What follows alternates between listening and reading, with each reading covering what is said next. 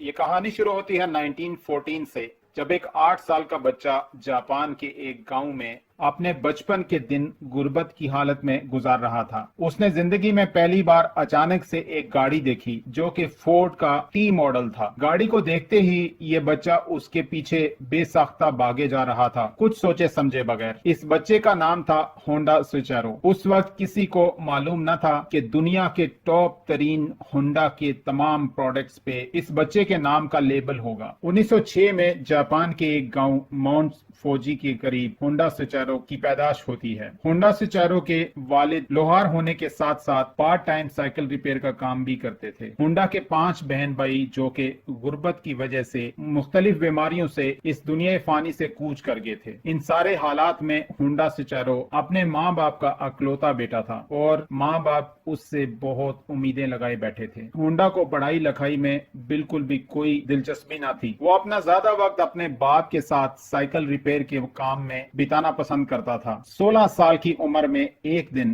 News paper کو دیکھتے ہوئے اس سے معلوم ہوا کہ آرٹ شوکائی نامی ٹوکیو کے اس آٹو موبائل سروس اسٹیشن پہ ٹیکنیشین کی ضرورت تھی۔ ہونڈا نے اس جاب کے لیے اپلائی کیا اور ہونڈا کی قسمت اچھی، وہاں پہ اسے جاب مل گئی۔ ہونڈا کمانے کی غرض سے اپنے گاؤں سے اس جاب کے لیے ٹوکیو روانہ ہو گیا، لیکن ہونڈا کو مایوسی اس وقت ہوئی جب ٹیکنیشین کی بجائے اس کمپنی میں ہونڈا کو صفائی ستھرائی اور بیبی سیٹنگ کے کام پہ لگا دیا گیا۔ ہونڈا اب پھنس کر رہ گیا تھا کیونکہ اس کا دل صفائی ستھرائی اور بیبی سیٹنگ میں نہیں لگ رہا تھا۔ بچپن سے ہی وہ مکینیکل پرزوں سے کھیلتا ہوا بڑا ہوا تھا۔ ہونڈا سوچارو نے واپس گاؤں آنے سے انہی اور جابز کو جاری رکھنے میں بہتری سمجھی۔ آخر وقت گزرنے کے ساتھ ساتھ آرٹ شوکائی کے مالک نے ہونڈا کو ورکشاپ کا کام دینا شروع کر دیا۔ ہونڈا سوچارو کے انٹرسٹ کی وجہ سے آرٹ شوکائی کمپنی میں کام سیکھنے میں زیادہ دیر یا مشکل پیش نہیں آئی۔ کچھ ہی عرصے تک ہونڈا سوچارو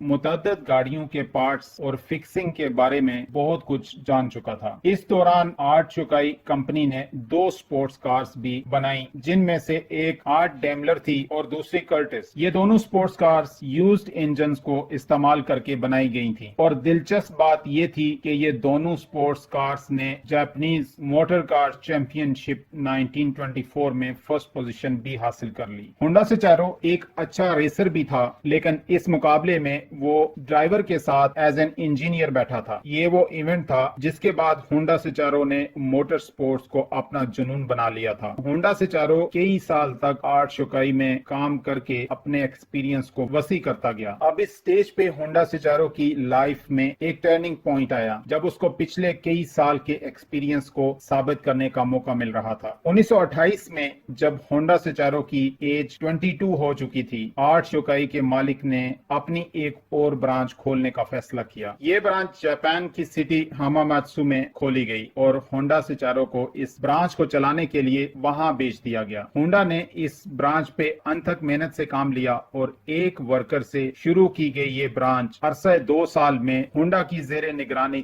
30 ورکرز تک جا پہنچی۔ اس کے ساتھ ساتھ ہونڈا اپنے ریسنگ کے شوق کو بھی ٹائم دیتا تھا اور اس وجہ سے وہ ایک نہایت چوٹی کا سپورٹس ریسر اور مکینک بن چکا تھا۔ اس نے اپنی مہارت کو استعمال کرتے ہوئے اپنے مالک کے لیے ایک سپورٹس کار بھی ڈیزائن کی۔ یہ سپورٹس کار 120 کلومیٹر پر آور کی سپیڈ سے چلنے کی صلاحیت رکھتی تھی، جس نے پرانے سارے ریکارڈز کو توڑ کر رکھ دیا تھا۔ یہ ریکارڈ اگلے 20 سال تک جاپان میں کوئی نہ توڑ سکا۔ یہاں پہ ہونڈا کے ساتھ ایک حادثہ پیش آتا ہے جس سے پہلے وہ اپنی ورکشاپ کھولنا چاہتا تھا، لیکن قسمت میں کچھ اور ہی لکھا تھا۔ 1936 میں ریسنگ کے دوران ہونڈا کا ایک بہت ہی خوفناک ایکسیڈنٹ ہو گیا۔ اس ایکسیڈنٹ میں اس کی جان تو محفوظ رہی، لیکن اس کا بایاں بازو فریکچر ہو گیا اور شولڈر ڈسلوکیٹ ہو گیا، اور ہونڈا بری طرح سے زخموں میں مبتلا تھا۔ ایسی صورت میں اس کے لیے ریسنگ میں حصہ لینا اور میکینک کا کام کرنا دونوں ممکن نہ رہا۔ کچھ مہینوں بعد جب ہونڈا کی صحت بہتر ہوئی، زخم بھرے، تو اس نے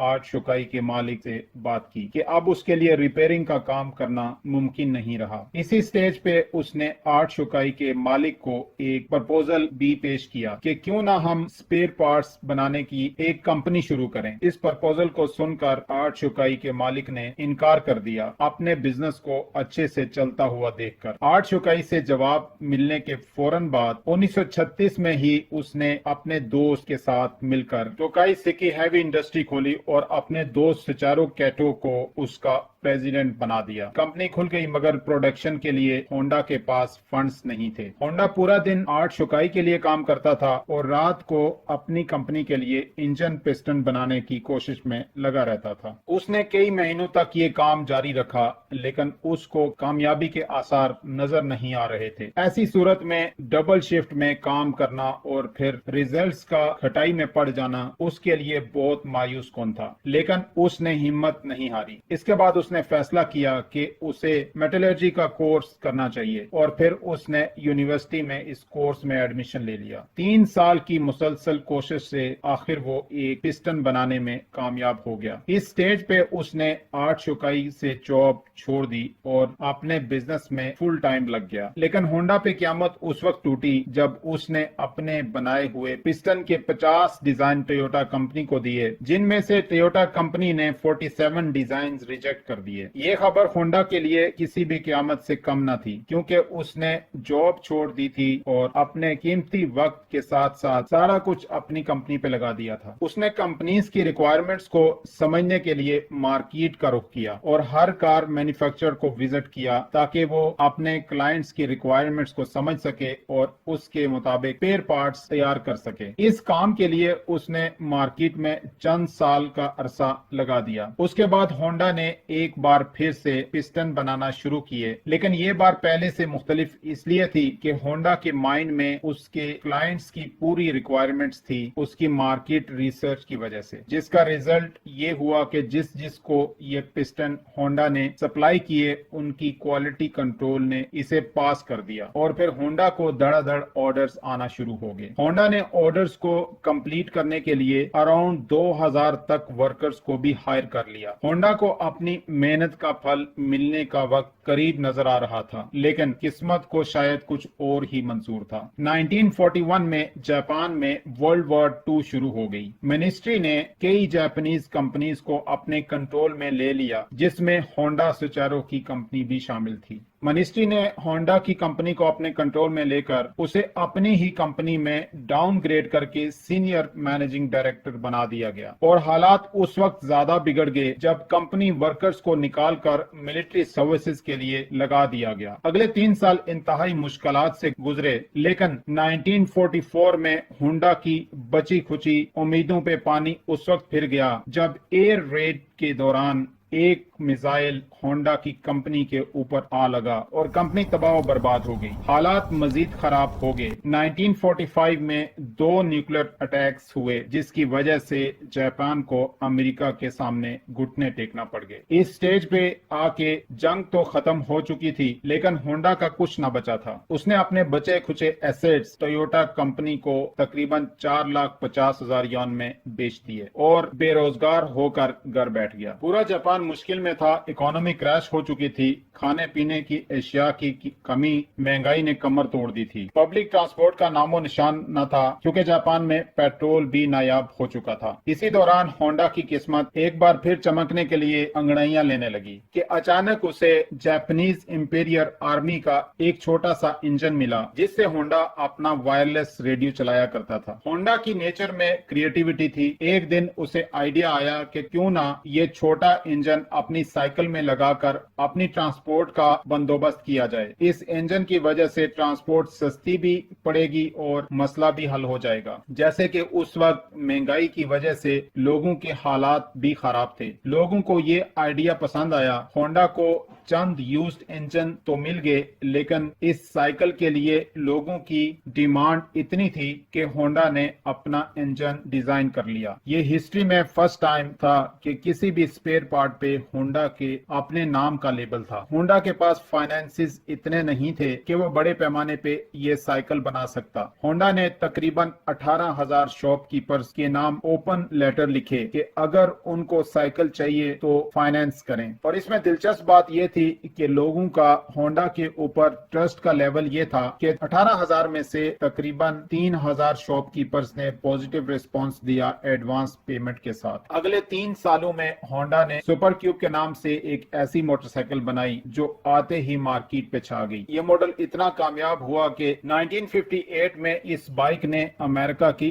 اپنی ٹرائمف اور ہارلے ڈیوڈسن کی سیل کو بھی کراس کر دیا۔ سپورٹس ریسنگ میں ہونڈا کا انٹرسٹ تو تھا ہی، اب اس نے سپورٹس بائک بنانے کا فیصلہ کیا۔ وہ مختلف بائک ریسز میں جاتا اور جیتنے والی بائکس کے فیچرز نوٹ کرتا تھا۔ میڈیا زیادہ نہ ہونے کی وجہ سے اس دور میں ایسے سپورٹس فنکشنز مینوفیکچرنگ کمپنیز کے لیے مارکیٹنگ کے ٹول کے طور پہ استعمال کیے جاتے تھے۔ ہونڈا کی لانچ کی گئی ایک بائک نے انٹرنیشنل ریسنگ کمپٹیشن میں فرسٹ پوزیشن حاصل کی۔ یہ ریس دنیا میں ہونڈا کے نام کو مشہور کرنے کا سبب بنی۔ 1960s میں ہونڈا دنیا کی سب سے بڑی موٹر سائیکل مینوفیکچرنگ کمپنی کے طور پہ سامنے آ چکی تھی۔ 1968 تک یہ تقریباً 1 کروڑ تک یونٹ سیل کر چکی تھی۔ ہونڈا سچارو اپنی زندگی کے 62 ایئرز پورے ہونے تک بہت کچھ اچیو کر چکا تھا، لیکن وہ ابھی تک وہ اچیو نہ کر پایا تھا جس کا وہ اپنے بچپن سے خواب دیکھتا تھا۔ ہونڈا اب کار مینوفیکچرنگ کی طرف جانا چاہتا تھا۔ دوستوں کے منع کرنے کے باوجود ہونڈا نے کسی کی بات نہ سنی، اس کے باوجود بھی کہ اس وقت جاپان میں ٹویوٹا اور نیسان اپنا بزنس جما چکے تھے۔ ہونڈا نے سب سے پہلے T360 پک اپ ٹرک لانچ کیا